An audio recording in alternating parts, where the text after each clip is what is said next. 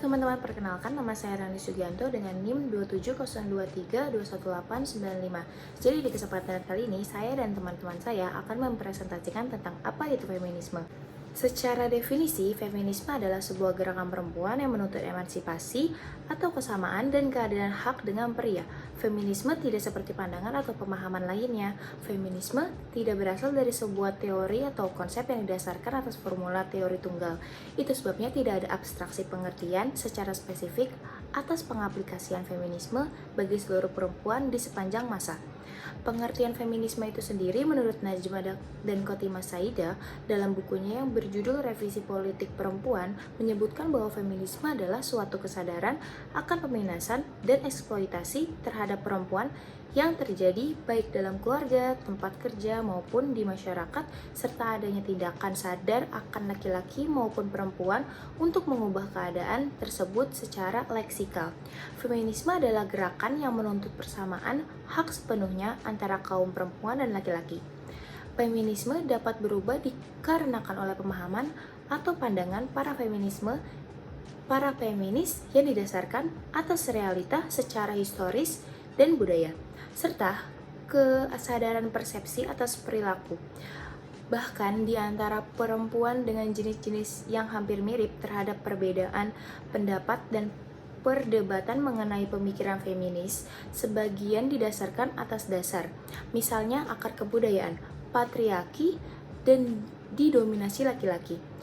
Dan sampai resolusi final atas perjuangan perempuan akan non-eksploitasi lingkungan, kebebasan kelas, latar belakang, ras, dan gender. Feminisme merupakan gerakan perempuan dan usaha-usaha untuk memajukan peran sosial kaum dasar, yaitu bahwa kaum perempuan itu dirugikan karena jenis kelamin dan kekurang beruntungan ini bisa dan seharusnya dihapuskan.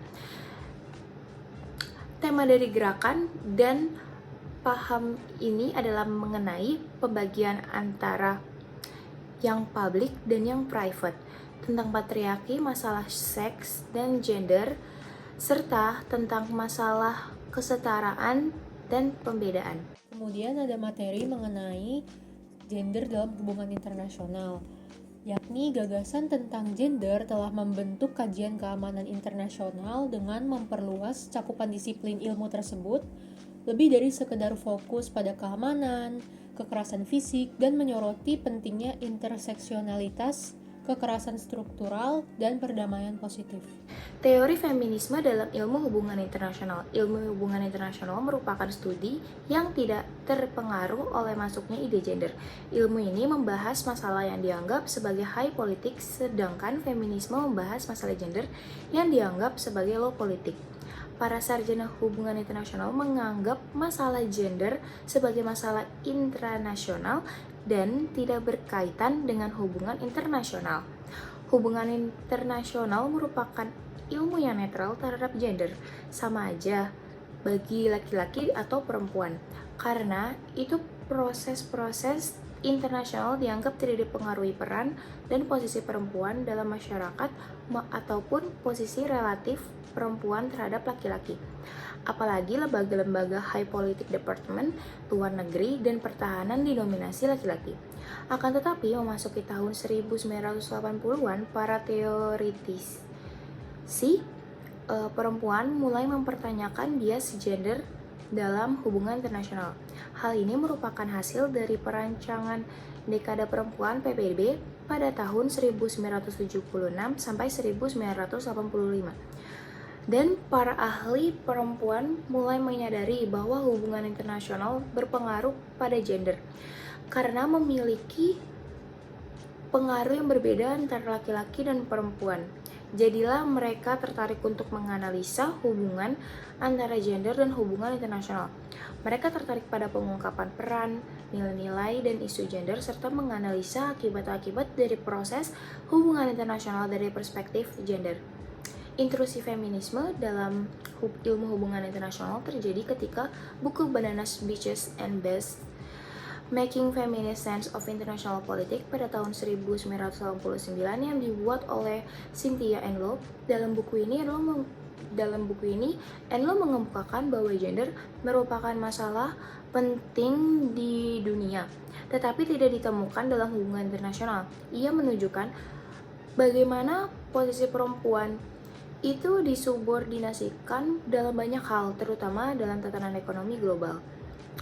Sejak saat itu, teori feminisme mulai bersaing dengan teori-teori arus utama hubungan internasional dan teori alternatifnya, seperti post-positisme. Sekaligus, Jack True mengemukakan bahwa dalam pengembangan hubungan internasional, feminisme terdapat 3 tonggak, yaitu feminisme empirik, feminisme analitik, dan feminisme normatif.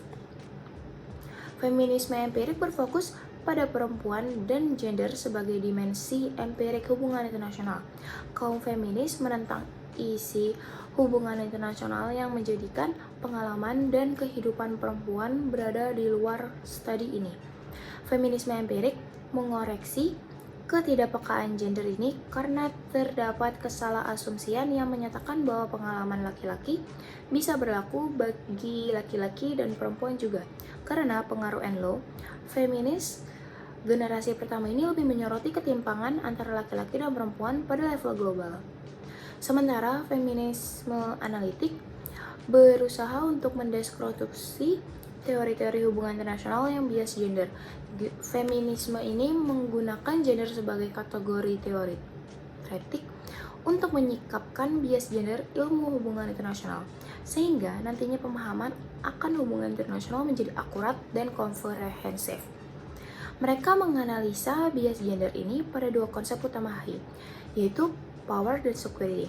Power dalam HI bias gender karena bersifat androcentrik. Sebagaimana teori HI Morgenthau tentang prinsip-prinsip realisme politik. Sedangkan teori-teori definisikan sebagai situasi yang stabil yang diberikan oleh negara, suatu situasi di mana tidak ada perang. Sedangkan feminisme normatif menganggap proses berteori sebagai bagian dari agenda normatif bagi perubahan global. Sebagaimana dikemukakan oleh Silverster, semua bentuk teorisasi feminis adalah normatif dalam makna bahwa teorisasi itu membantu mempertanyakan makna tertentu dan penafsiran teori hubungan internasional. Feminisme normatif dan juga empirik dan analitik semuanya menganggap bahwa teori dan praktik hubungan internasional menjadi cacat karena menafikan perspektif feminisme. Apalagi teori arus utama hubungan internasional semakin kelihatan tidak mampu menjelaskan fenomena pada abad ke-21. Contoh kasusnya kita bisa lihat dari kasus Alpenfood Indonesia atau PT-AIC. Kasus PT-AIC terkait feminisme berpusat pada perlakuan tidak adil terhadap buruh perempuan di pabriknya. Sejak 2017, para buruh mengeluhkan berbagai pelanggaran hak seperti eksploitasi pekerjaan, tidak adanya cuti bagi perempuan yang sedang hamil tua, serta beberapa pekerjaan berat yang menyebabkan beberapa pekerja wanita mengalami keguguran.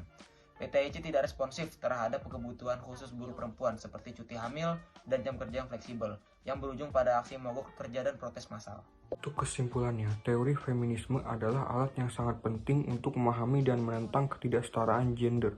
Dengan memeriksa cara-cara di mana sastra dan budaya memperkuat atau melemahkan penindasan terhadap perempuan, kita dapat bekerja menuju masyarakat yang lebih adil di mana gender bukanlah faktor penentu dalam kesempatan dan pengalaman seseorang. Melalui lensa teori feminis, kita dapat mengungkap bias tersembunyi dan dinamika kekuasaan yang membentuk pemahaman kita tentang dunia dan berjuang untuk masa depan yang lebih inklusif dan adil.